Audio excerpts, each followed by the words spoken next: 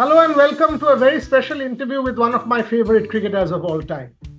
We talk about sport, we talk about cricket, and the first thing is extra fitness, highly physically agile, and all of that. I mean, you might be not the fittest child, you might have issues like Ashwin did, wheezing and cough, and several other things. But if you pursue your passion with commitment and dream for it, it can happen. Can you tell me about that phase? Look, I think I'm very thankful to the neighborhood I grew up in, Boria, because there were these neighborhood uncles who used to feel, they were very close. I mean, you know how the 90s households would look like, the neighborhoods, right? And you live in Calcutta, and the neighborhoods are really tight and thick. And the locality I live in is pretty much similar. People are very tightly knit.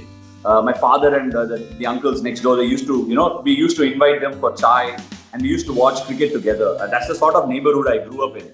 But the one thing that I would really thank my elder friends that I played with was for the sheer competitive edge they gave me all through my life. I was the youngest in that group. I used to play alongside them. They gave me the opportunity to do that, and because of that, I never feared anything. And I think I could I started to believe that I could conquer anything and everything. Even though I was, like you said, not the most gifted, I had my own challenges. I used to feel that anything could be overcome. Maybe not necessarily, toe to toe. I could never be a Usain Bolt. But very early on in life, I realized that my limitations had to be conquered through other strengths that I could bring to the table. And I used to constantly think, okay, this is my weakness. How do I combat it? So the overall dismissal at the non-striker's end stemmed from that, because I used to be a slow runner between the wickets, and I used to cop a lot for that. I used to take extra, distance as soon as the bowler delivered the ball. I used to start running. And if I wanted to get a couple of twos, I used to step out on purpose early on to try and counter the ball on either side of the pitch to get a couple of twos. Just started thinking like that. And then I realized, okay, maybe this is an edge. I should probably run the batsman out at the non-strikers. And so I started thinking about how to combat all this because of the limitations I had. Look, I think we all are born with some strengths and born with limitations. But I think if you can use your strengths to cover up your limitations, you will probably even things out. Tell me something, moving on. When that incident, when the doctor from Apollo said you don't need that operation, when you were suggested surgery, and then for the 6 odd weeks you could not move, you said, quote, you had to pee, you had to poop in bed, you couldn't move, you couldn't be, holding a bat, they had hidden the bat. We talk about mental health, we talk about mental strength and all of that. Tell me about that phase. I didn't know about this. I mean, you had told me a lot of these stories in the past, but this one I did not know. How challenging. And as a kid who loved to do what he did, and you went through that and you continue. Tell me about that. You know what was the most horrible feeling of being in bed? For starters, the doctor, I believe, is one of those, one of those angels that turned up in my life. I've constantly shown gratitude to people that have come all the way in my life. Because if every one of those blocks don't happen at the right time, you don't make it anywhere in your life.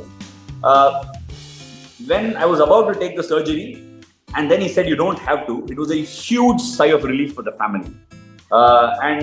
We remember, we literally celebrated. He said 6 weeks on, you're going to go on traction. My father was like, huge relief. We literally celebrated. We, bought sweets and distributed to the people. My aunt, we distributed sweets and all. And I went home. But the most, I never knew I was getting into, I never knew what I was getting into. It was excruciatingly painful 6 weeks, because for me, it was not about pooping or, pissing or somebody. I used to be all alone in the house because both my parents were working. If I heard a bell, I used to be scared. I was all of 13. I used to be scared if somebody was breaking into the house, who the person was, etc., etc. But what was most painful was at 4 p.m. in the evening, I used to hear children play. All my friends used to be on the road. They used to shout 4, 6. And I remember vividly one of those 5th weeks or something, I was hanging around with the legs. And then I just started to turn around to just peep out of the window to see who those kids were playing and all that.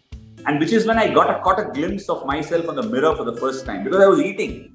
And the only way I was combating my stress levels without my own knowledge, 13-year-old child, I had no idea. I used to just jump. That was my only way of coping with what I was going through. And I saw myself in the mirror and I was shocked. My face had swollen up this big. I had put on so much weight and nobody even spoke about it. And after the 6 week mark, when I wore my school uniform, I didn't fit into it. My buttons weren't going. And I was like, oh my God, man, what the hell? What have I just done to myself? I turned up in school class, and as I entered the class, right, I would just ask permission with the teacher, please, may I come in? And she was like, every one of my classmates just looked at me and said, and it was like a huge shock for me. Does it inspire you in Australia when Preeti and that Australian, whoever put you into the bathtub and you went out? I mean, have you did these incidents inspire you all your life in that Australia tour that come what may, so what if I have to stand? I don't care. I'll go and bat for India and do it. I'll break every possible human barrier of pain. Has all of this impacted these kind of Ashwin miracles? See, this is why I keep saying the same thing. I think I've said this before also. I may not be good enough. You may not like me for who I am. My direct straightforwardness might not cut ice with a lot of people. My questioning, you may not like. My arguments, you may not like. But if you ever said that I would shirk away from a fight, that would be very disappointing for me. That's what I've always told in my life. Every one of my steps and every one of those stages have only been fights.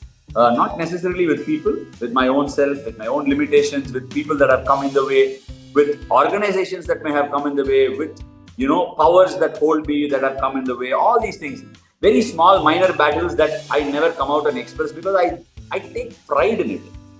Everybody has to go through challenges, and I am going through one. So I think I don't look at these as challenges. I find ways to combat them. Sometimes it works, sometimes it doesn't. And what happened in Australia was just that. I tried to find a way to combat it.